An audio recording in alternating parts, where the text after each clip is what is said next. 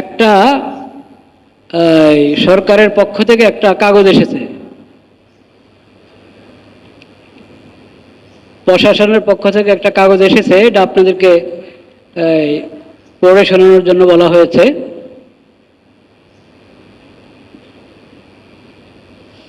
এখানে লেখা আছে, কে কে পড়তে পারবে? তুমি পড়ো, পড়ে শুনে দাঁড়ায়। বিসমিল্লাহির রহমানির রহিম। সংগঠন হিজবুত তাহরীরের কোনো ধরনের কার্যক্রম বা আহ্বানে আপনারা সাড়া দিবেন না।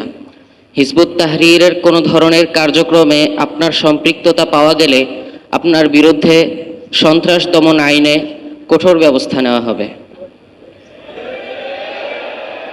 আবার বলছি, হিজবুত তাহরীর নামের সংগঠনটি বাংলাদেশ সরকার কর্তৃক ঘোষিত একটি নিষিদ্ধ সংগঠন।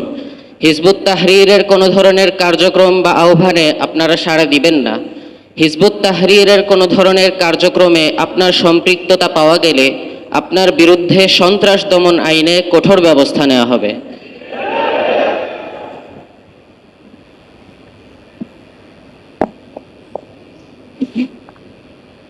যাদের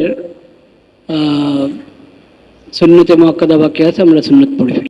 হিজবুত তৌহিদ বলে একটা দল বেরিয়েছে বাংলাদেশে, যাদের নেতার, যাদের ইমামের নাম সেলিম, যার কারবার হচ্ছে মেয়ে নিয়ে জিনা করা, 24 ঘন্টা মেয়ে নিয়ে কামরায় অবৈধ সম্পর্কে জড়িত থাকে, সে হচ্ছে তাদের ইমাম।